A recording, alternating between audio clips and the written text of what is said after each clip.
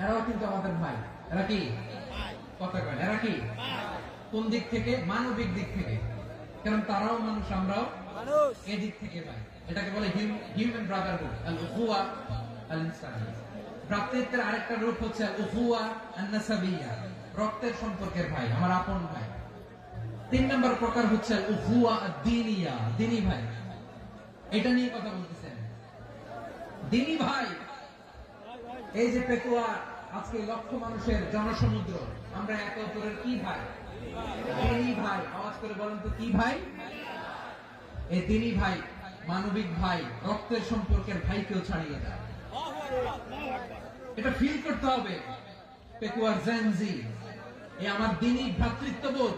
ফিলিস্তিনে বোমা ফুটলে যে আমি তাহাজ্জুদের জায়নামাজে কাঁদি, কাশ্মীরের ভাইরা আক্রান্ত হলে যে আমার বুক ফেটে কান্না আসে, কারণ আমরা দ্বীনি ভাই। আমরা কি ভাই? দ্বীনি ভাই। সম্পর্কের দিক থেকে এটা সবচেয়ে মজবুত। এটা আমাদেরকে ফিল করতে হবে। সম্পর্কের দিক থেকে এটা কি সবচেয়ে মজবুত? দ্বীনি ভাই। বদরের প্রান্ত, এদিকে কোরাইশরা, এদিকে মুসলিমেরা। কোরাইশের মধ্যে, কোরাইশ গোষ্ঠীর মধ্যে অনেকে আছে বাবা, তার কলিজার টুকরা ছেলে মুসলিম সেনাবাহিনীর এদিকে দাঁড়ানো। মুখোমুখি দুইটা ব্যাটালিয়ন সেনাবাহিনী, কোরাইশদের বাহিনী, মুসলিম বাহিনী। কোরাইশদের এখানে বাবা, এখানে ছেলে। কোরাইশদের এখানে ছেলে, এখানে বাবা। ইসলাম তাদেরকে পৃথক করেছে।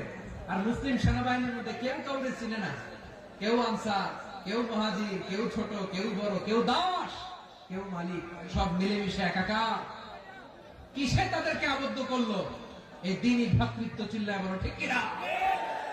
এজন্য আল্লাহ বলেন, ইন্নামাল মুমিনুনা ইখওয়াতুন ফাসলিহু বাইনা আখাওয়াইকুম ওয়াত্তাকুল্লাহা লাআল্লাকুম তুরহামুন। খবরদার শুনে রেখো, তোমরা মুমিনরা হলো ভাই ভাই। পেকুয়ার ভাইরা আওয়াজ করে বলো, আমরা কি? আর জোরে বলো, আমাদের সম্পর্ক কি? ভাই ভাই সম্পর্ক।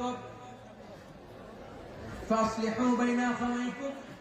যদি ভাই ভাই বিরোধ হয়, মজা নিও না।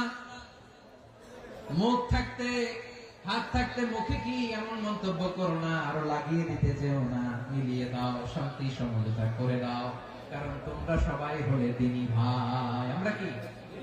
দ্বীনি ভাই। মিলিয়ে দিবে।